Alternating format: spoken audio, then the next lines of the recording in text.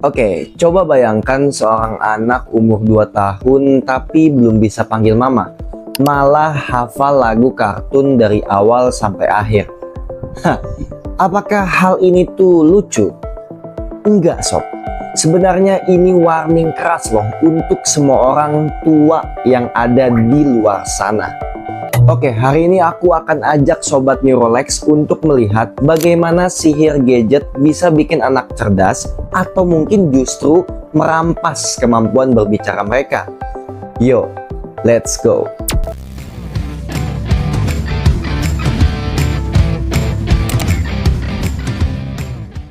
Halo Sobat Neurolex, kenalin aku Marston Habib Kuswara, seorang mahasiswa hukum sekaligus mahasiswa neuropsikologi. Dan hari ini aku bakal berbagi sesuatu yang sangat penting, terutama bagi para sobat yang memang punya balita ataupun mau merencanakan untuk menikah dan juga punya anak. Nah, oke. Karena jujur ya, gadget itu ya kita udah kayak pengasuh kedua gitu dalam kehidupan. Misal ada anak rewel, kasih gadget. Anaknya bosen, ya udah kasih buka YouTube. Anaknya susah makan, ya udah puterin aja kartun. Tapi apakah ini aman?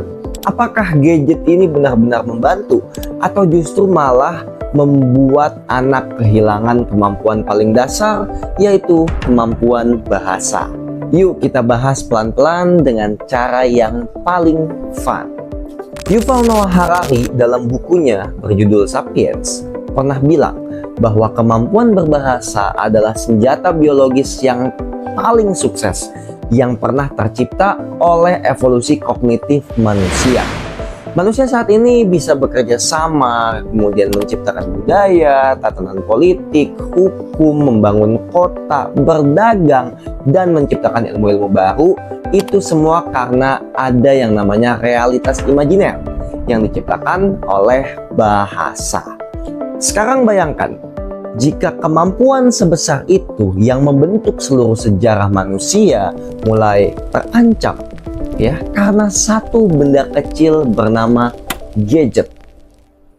Dan parahnya, ancaman terbesar itu terjadi pada anak usia 0 sampai 3 tahun.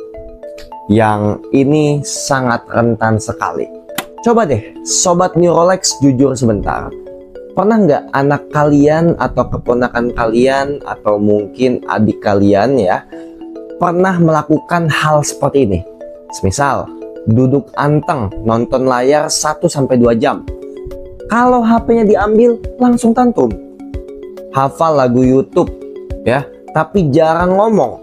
Dan lebih sering berinteraksi dengan gadget daripada interaksi langsung dengan manusia. Nah, kalau memang iya, video ini wajib banget kalian tonton sampai selesai. Saya pernah bertemu dengan seorang ibu di kompleks saya di Tangerang. Anaknya itu usia kurang lebih 2 atau 3 tahunan dah. Dan dia itu belum bisa bilang ma atau pa atau ya memanggil orang tuanya lah. Tapi kalau dia dengar intro kartun favoritnya kayak Tayo atau Cocomelon, dia tuh langsung joget, senyum-senyum dan nyanyi kegirangan gitu. Dan ibunya tuh heran, kok bisa ya anak saya tuh hafal lagu tapi nggak bisa ngomong gitu, masih belum bisa ngomong lancar. Ya ini jawabannya simple, karena memang anak itu belajar bahasa dari manusia, bukan dari layar. Nah itu masalahnya. Tahu nggak sih, bahasa manusia itu tidak muncul dari sekolah ataupun buku. Afeksi antara bayi dan pengasuhnya, terutama ibunya langsung, itu kunci utamanya. Hal-hal seperti kontak mata, sentuhan, senyuman, ocehan, dan respon hangat, itu semua yang memprogram otak bayi agar mampu menggunakan bahasanya. Kalau hal tersebut tidak ada, ya jadinya seperti itu. Kita masuk ke dalam perspektif neuropsikologi deh. Bagaimana sih bahasa itu bisa terbentuk di dalam otak kita ini? Begini, pada usia 0 sampai 3 tahun, otak anak itu berada di masa emasnya. karena itu adalah periode ketika adanya 1 juta koneksi sinaps terjadi setiap detik di otak anak. Kemudian ditambah adanya area Broca dan Wernicke yang menjadi tempat produksi bahasa di otak anak, pada saat itu adalah masa paling berkembang pesat. Terus sistem limbik di otak juga sedang membangun relasi emosi. Dan yang paling penting adalah bagian prefrontal cortex mulai belajar mengatur fokus dan juga perhatian. Jadi bahasa tidak muncul karena diajarkan, tetapi karena diaktifkan dari hubungan, ya, hubungan sosial, hubungan keluarga dan lainnya. Interaksi ini tuh harus berlangsung secara intens melalui tadi tatapan mata, self and return atau balas respons, nada suara manusia, ekspresi wajah, dan ritme percakapan.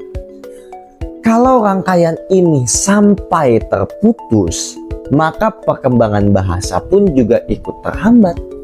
Nah, lalu di mana bahaya gadget sebenarnya? Oke, sekarang kita ke inti pembahasan nih.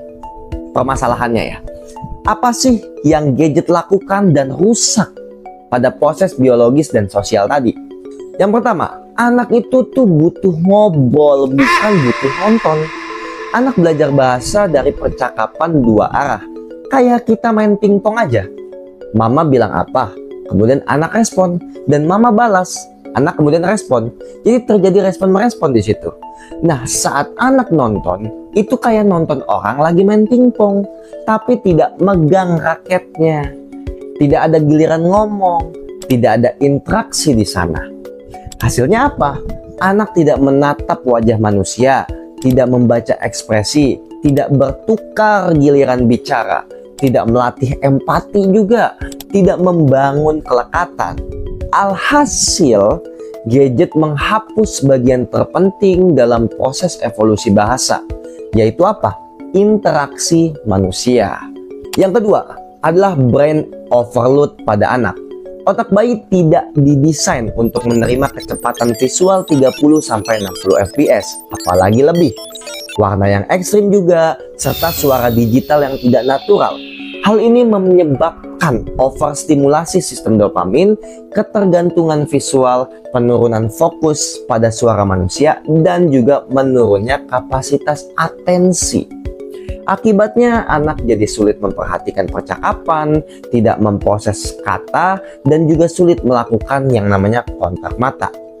Gitu. Ketiga, anak jadi pasif dan hilang eksplorasi sensorik motorik. Padahal ya bahasa yang dibuat anak itu lahir dari menunjuk, meniru bunyi, meraih objek, memperhatikan mulut orang lain, dan juga interaksi spontan. Nah, saat anak diam memegang gadget, semua mekanisme ini mati total. Anak cuma duduk diam, pasif, dan tidak ada eksplorasi. Dan yang keempat adalah resiko speech delay yang meningkat drastis. Studi internasional menemukan bahwa setiap 30 menit screen time tambahan per hari itu dapat meningkatkan risiko keterlambatan bicara sampai 49%. Karena ya anak menyerap suara tetapi tidak mempelajari yang namanya bahasa. Oke sobat semuanya, aku tahu menjauhkan HP dari anak itu lebih susah ya daripada menjauhkan kopi dan rokok dari ayahnya.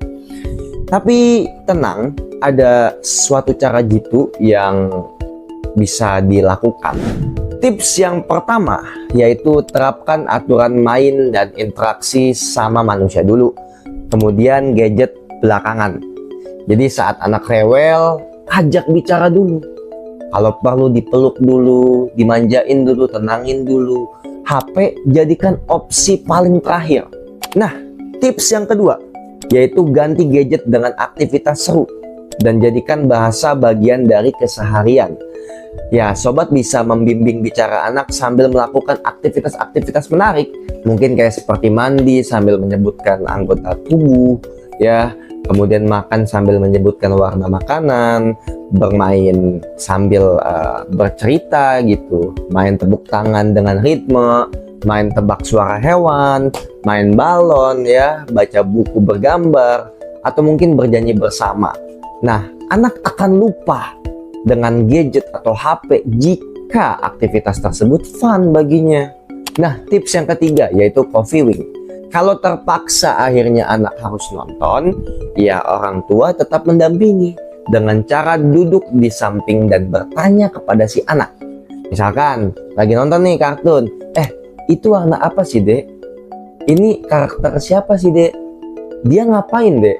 Gitu. Jadi sobat bisa jalin interaksi dengan anak dengan cara bertanya, sehingga ya nanti akan terjalin gitu interaksinya dan juga pembelajaran mereka mengenai pemahaman bahasanya. Tips yang keempat ya, yaitu jadilah role model. Kalau orang tua itu tidak bisa lepas dari HP, ya anak juga apalagi. Jadi orang tua juga harus turunkan screen time-nya sedikit demi sedikit agar anak ya tidak meniru gitu perbuatan kita. Karena ya tempat belajar pertama manusia itu pada orang tuanya. Jadi orang tua juga harus bisa memberikan suatu teladan bagi anak-anaknya.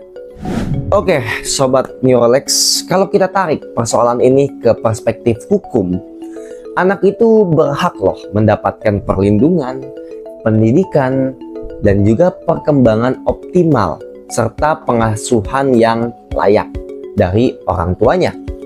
Hak ini termuat dalam Undang-Undang Dasar Republik Indonesia tahun 1945 pada pasal 28B ayat 2. Pasal tersebut berbunyi, setiap anak berhak atas kelangsungan hidup, tumbuh kembang, serta berhak atas perlindungan dari kekerasan dan juga diskriminasi. Kemudian ada juga di dalam Undang-Undang Nomor 39 tahun 1999 tentang hak asasi manusia, khususnya pada pasal 52 ayat 1, terus juga ada dalam substansi Undang-Undang Nomor 35 tahun 2014 tentang perubahan atas Undang-Undang Nomor 23 tahun 2002 tentang perlindungan anak, dan juga beberapa aturan-aturan lainnya. Jadi sob, kalau anak terlalu banyak terpapar gadget hingga menyebabkan keterlambatan bicara, secara sosial dan hukum, hal ini dapat dianggap sebagai kelalaian pengasuhan dan juga pengabaian stimulasi dasar dan potensi pelanggaran hak untuk memperoleh perkembangan secara layak dan optimal pada si anak. Artinya, penggunaan gadget bukan sekedar pilihan parenting, tetapi tanggung jawab moral dan juga hukum bagi orang tua. Oke, Sobat Neurolex, kita sudah di penghujung pembahasan. Jadi kesimpulannya adalah bahwa gadget itu tidak jahat, tapi cara kita mengontrolnya yang menentukan perkembangan bahasa pada anak kita. Ingat, bahasa itu lagi-lagi bukan sekedar kemampuan berbicara, tapi bahasa itu adalah fondasi dari peradaban generasi emas kita. Jadi yuk kita sadar sama-sama untuk sebarkan edukasi ini ke keluarga, kerabat, tetangga, dan lingkungan sosial kalian, agar kita dapat mencegah yang namanya speak delay pada anak, kemudian juga kecanduan gadget pada anak, dan juga mencerdaskan anak-anak bangsa kita. Oke, terima kasih yang sudah menonton Sobat Neurolex. Saya Marston Habib Kuswara, mahasiswa hukum dan neuropsikologi, pamit undur diri. Sampai jumpa di edukasi berikutnya. Bye.